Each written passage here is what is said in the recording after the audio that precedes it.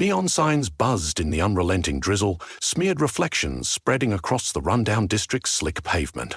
While most people hurried through the slanting rain without so much as a glance upward, a few wary souls cast quick looks at the desolate warehouse looming at the end of Whistler Street. This structure, all broken windows and rusted siding, bordered a canal choked with debris and flickered under the temperamental city lights. Those who ventured near sometimes felt an unsettling tug in their gut, as if the air around the warehouse pulsed with old magic longing to be set free. Lily Benford had heard the rumours. As a journalist for the city's minor league weekly rag, her job was to dig up anything compelling enough to keep the readers hooked for another issue. Stories of a strange presence dwelling in the warehouse had circulated for years, whispered among late-night pedestrians and daring street kids. They spoke of a once powerful djinn, trapped by a half-completed summoning ritual decades ago, forced to linger in the remains of an abandoned shipping facility. Anyone who wandered too far inside was said to be greeted by the djinn's velvet voice, offering a single wish, if they were willing to exchange the right kind of currency. It wasn't money or favours. It was secrets. The city was festering with unspoken stories, buried truths that twisted in the subconscious of each hurried commuter or city official.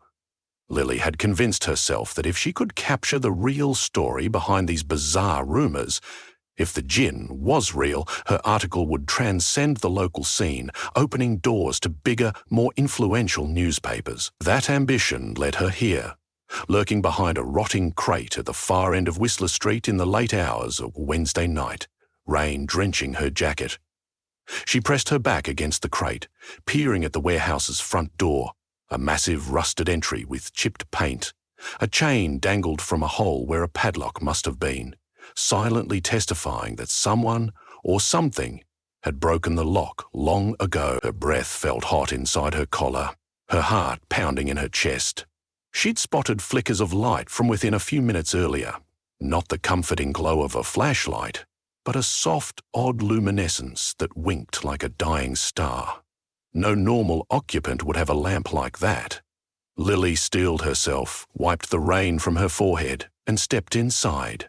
The interior was musty. Cracked walls sprouted mould, and metal support beams soared upward, their surfaces stained with rust. She was in a cavernous hall, where crates rotted into mulch and broken freight containers were pocked with holes. Water dripped from the leaky roof, forming small pools that made her steps echo. Lily rummaged for the flashlight she'd stuffed in her shoulder bag, flicked it on, and swept the beam across the space. Nothing moved, but that softness of light still hung in the distance, like a hazy, flickering glow that teased her curiosity. She approached quietly, her footsteps a steady tap against the half-flooded floor. She rounded a towering row of boxes, and there it was, a faint circle of azure shimmer radiating along the walls.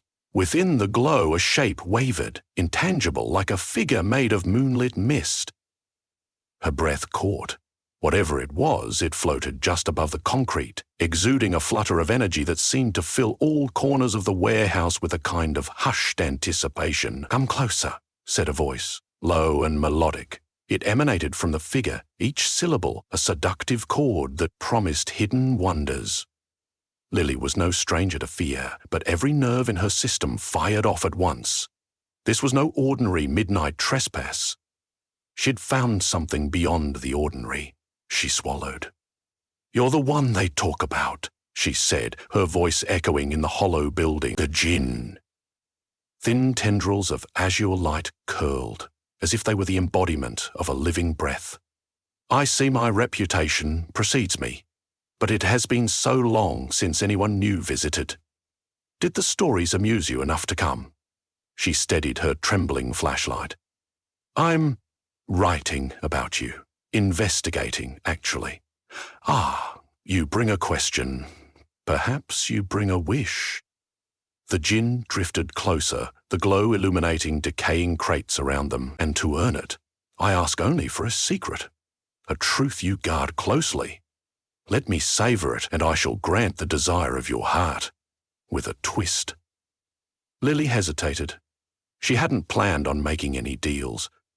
She wanted to ask him questions, probe into how he got here, who'd trapped him, but the gentle thrall in the Djinn's voice was mesmerizing.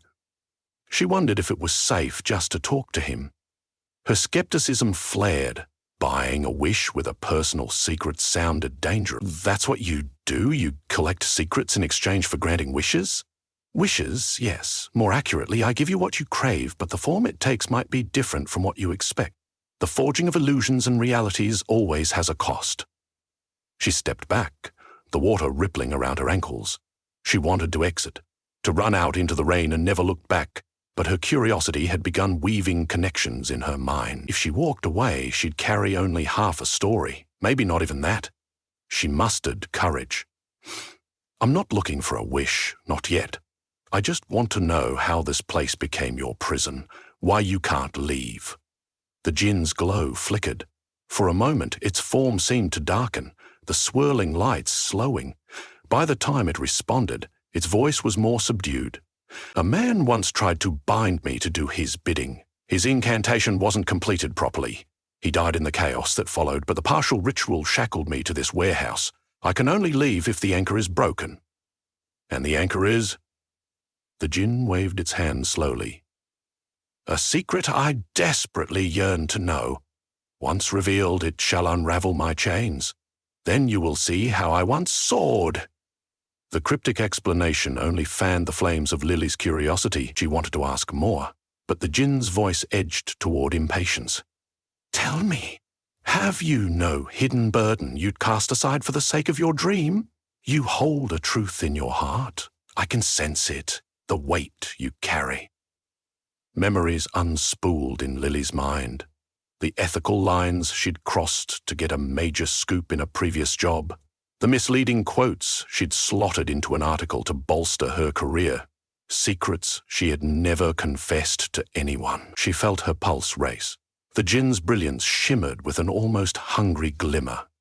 I can't, not now, she said. I don't want your magic, at least, not yet.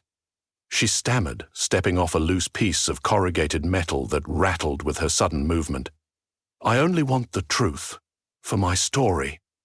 A moment passed in tense silence before the Djinn withdrew. Then carry on with your questions for now, but do not linger too long. Every mortal who crosses my path eventually wonders what wish I might fulfill. And so Lily began. In the weeks that followed, a discreet, tentative relationship with the Djinn. She returned to the warehouse in quieter hours, always accompanied by trembling nerves and a swirl of guilt that she was in too deep. The Djinn never demanded a secret from her. It simply hovered, drifting along the dusty corners, indulging her queries about the cursed endeavor that had trapped it decades earlier. She learned how it had once lived in the hidden recesses of a sultan's palace in an ancient land, shaping illusions for bored aristocrats, nourishing itself on their suppressed confessions and unspoken truths. Over centuries, it had passed from master to master, contained by incantations and relics, until an American occultist, waxing desperate for power, stole the Djinn's vessel and brought it back to this city. The man made a mistake in the final step of the binding spell, forcing the conjuration to collapse around them both and tethering the Djinn to the half-ruined building. One evening, as Lily settled onto a broken crate for a conversation, she noticed faint footprints in the muck that did not match her own. Has someone else been visiting you? She asked, scanning the warehouse. The Djinn's glow trembled. A few. Not all who come seek conversation. Many only crave what they cannot have. Just then, a rumble of shifting pallets echoed through the gloom. Lily nearly jumped. From behind a cluster of crates emerged a man in a dark hoodie. His stubbled chin and darting eyes spoke of desperation. Wait, Lily said. Who are you? The man offered a nervous nod, stepping into the circle of faint blue light. Lars, he said hoarsely. You're here for the Djinn, right? Lily exchanged a cautious look with him. I'm a reporter. The man's gaze darted to the floating silhouette. He sank to his knees, ignoring the filthy puddle gathering around him. I told you I'd be back. he muttered, "and I have another secret. I do. I do." Something in his face looked haunted, like he'd spent too many nights running from old shadows. He lifted his chin, a spark of mania lighting his eyes. "Grant me another wish." The Djinn's form flickered, as if irritated or intrigued. "You are already indebted, mortal." "A second wish? One can be arranged, if you still have a truth worth sharing. Please, give me luck, just a run of it, so I can pay my daughter's hospital bills." Lars clutched his hoodie against himself. "I was so close last time." Lily felt a chill. "You made a wish before." Lars nodded frantically. "I told it about the time I left my brother to fend for himself. I was a coward and I ran. Because of me, he got arrested." He put his hands together, an almost prayerful gesture. "In return, the Djinn gave me a fortune so I could win bets, but it turned sour. I kept gambling, but I lost everything. My daughter, she's so ill I can't pay for her treatment." "You see," purred the Djinn, swirling above them, "it is not I who cause your downfall. My magic gives you precisely what you request, but mortal weaknesses twisted to your ruin." Lily's heart hammered in her chest. She'd heard half-rumors of such deals. They sounded like cautionary tales rather than real experiences. Now, with Lars standing before her, face etched with regret, the reality was undeniable. The Djinn drifted closer to Lars, compelling the man to raise his trembling eyes. "You say you have another secret?" A hush fell. Lily was torn between wanting to intervene and needing to witness how far this man would go. She remembered the stories of trickster Djinns in fairy tales, how they lure mortals into bargains with illusions of hope. Yet everything about this encounter felt heartbreakingly real. Lars swallowed hard and began confessing. "I've told no one this. A year ago, my daughter's mother, she died. And it wasn't just an accident." His voice broke. "She was driving to pick me up from a bar because I was too drunk, and on the phone, I said I told her I never loved her. She got so upset she stopped paying attention to the road. I know. I caused her death."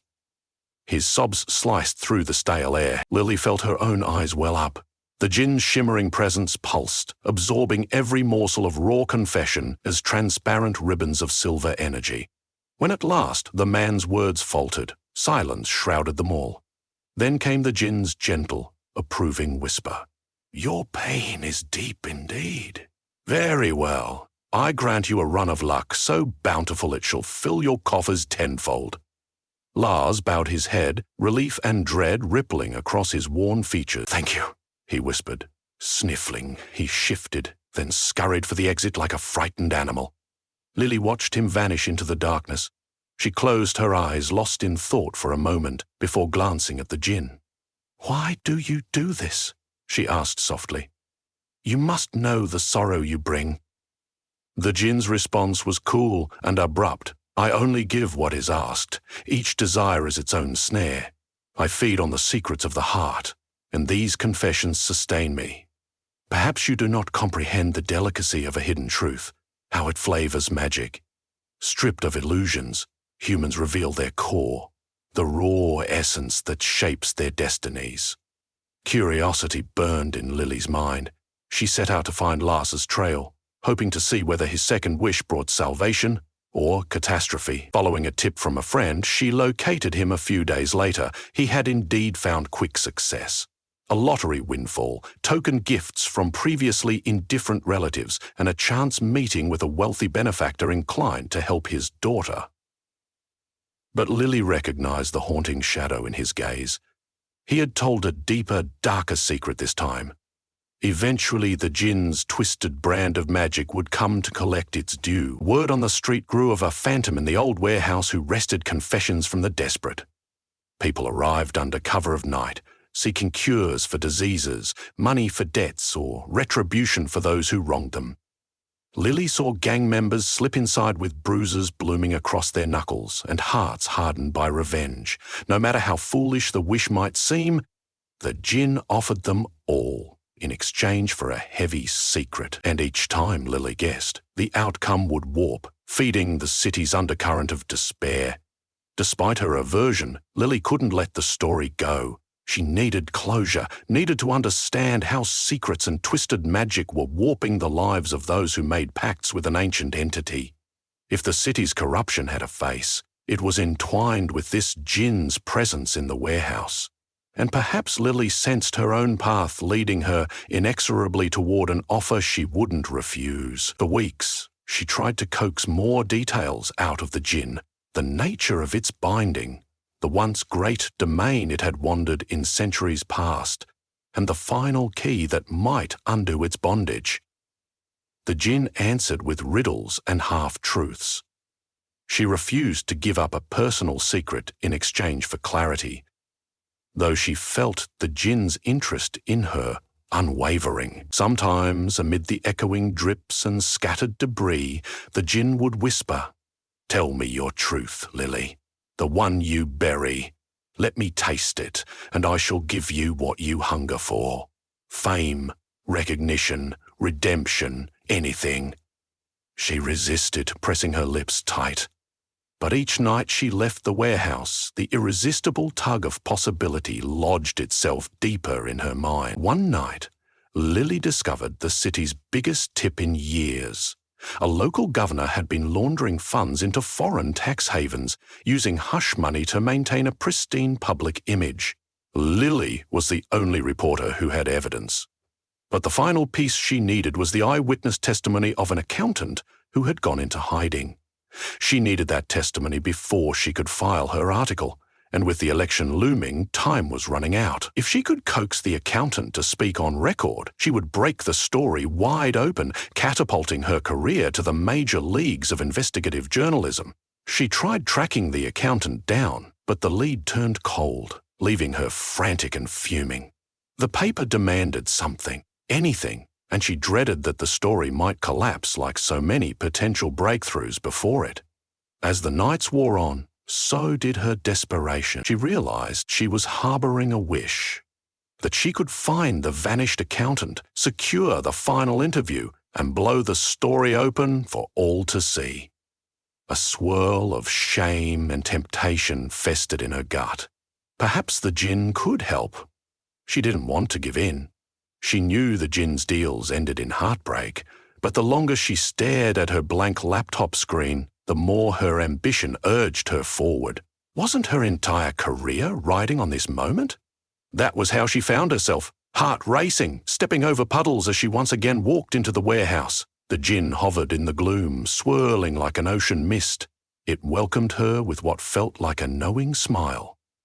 "Back, mortal?" Lily swallowed. Her mouth felt dry. "I have a request.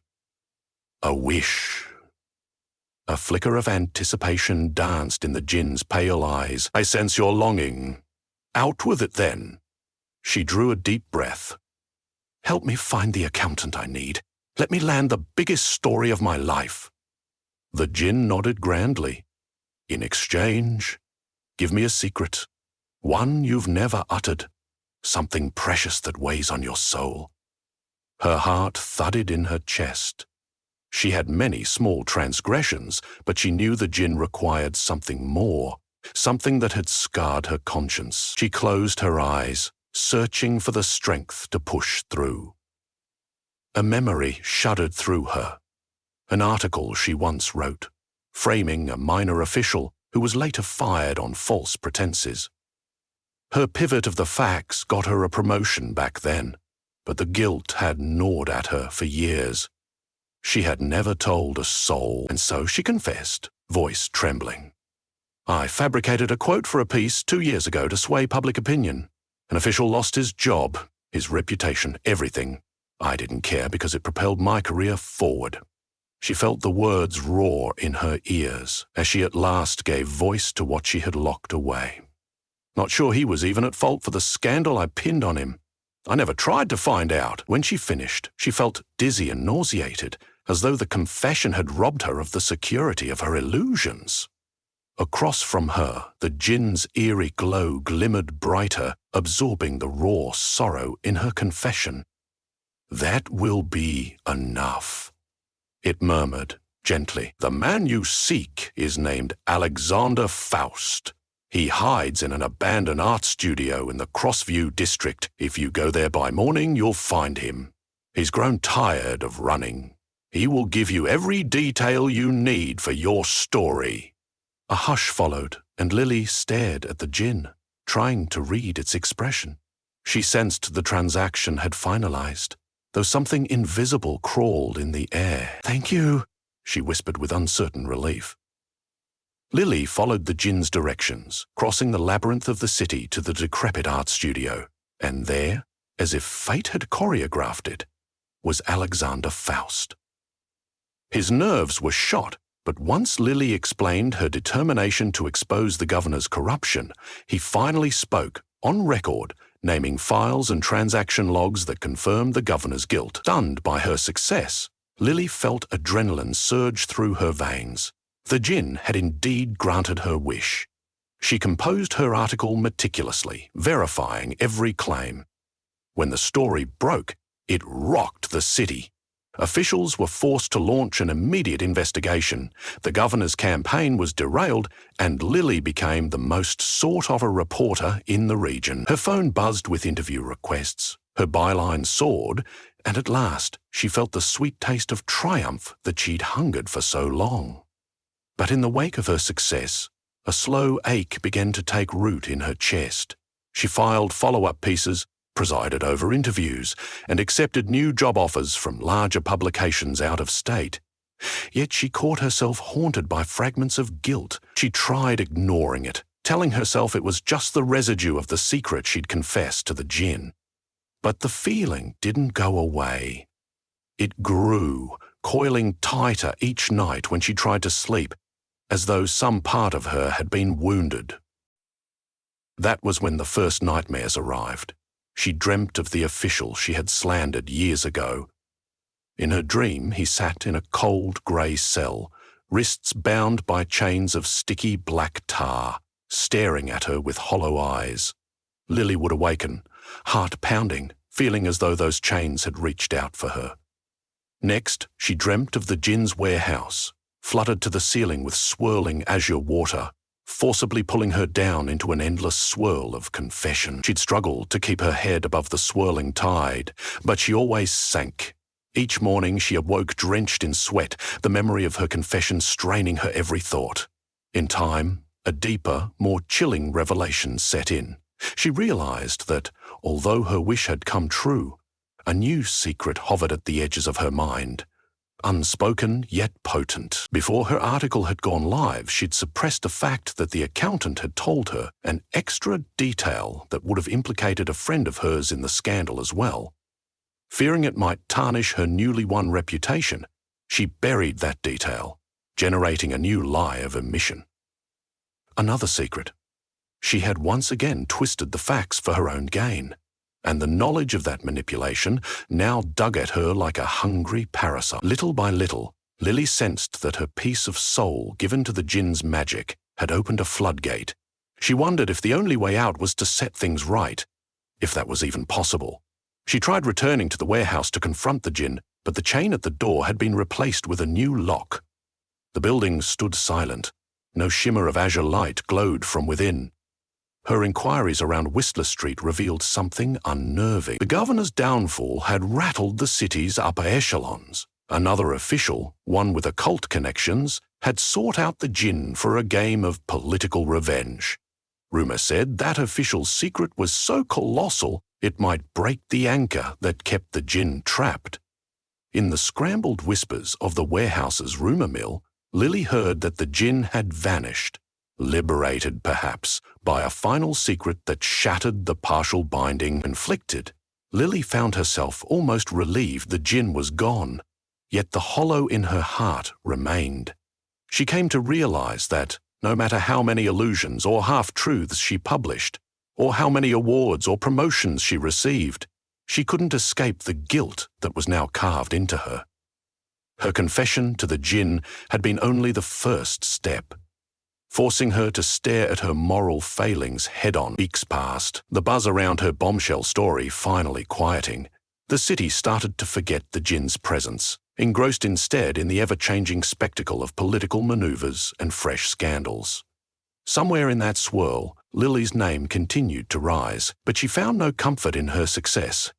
One final rumour reached Lily's ears, a fleeting mention of an apparition in a remote district far from Whistler Street. A swirl of azure, glimpsed in a shuttered subway station, something unbound and hungry, free to roam. She wondered if the Djinn was out there, forging new bargains, devouring new secrets, shaping destinies with a single whisper of magic. The notion of that primal power drifting through the city's underbelly gave her uneasy shivers.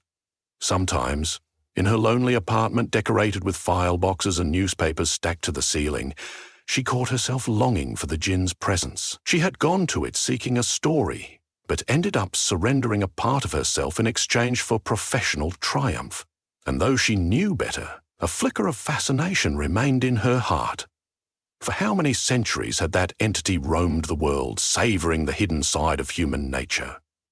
How many confession-laden deals would it strike with the men and women of this city now that it was free? She couldn't decide whether she wanted to chase it down for another interview, maybe discover how it felt to be unshackled in this modern sprawl, or to warn the city's population that they now harboured a masterful trickster among them, invisible except to those who sought it out. Either way, her story had taken on a life of its own, larger than she could control. Lily wondered about Lars and his daughter. Had his second deal saved her, only to lead him down a darker path? She thought of that official from 2 years ago, the one she'd wrongfully implicated, how he disappeared from the city's public eye. She resolved to reach out to him, if only to attempt an apology. Then there was the detail she had suppressed from Alexander Faust's interview, the truth she hadn't included to protect someone else, and selfishly, herself. In the dark hush of late night, by the flickering lamp on her cluttered desk, Lily saw the path she had to take. She might never face the Djinn again, but she would face her own truths. She had to rectify the lies she'd told, both the ones she wrote publicly and the ones she'd buried deep within herself.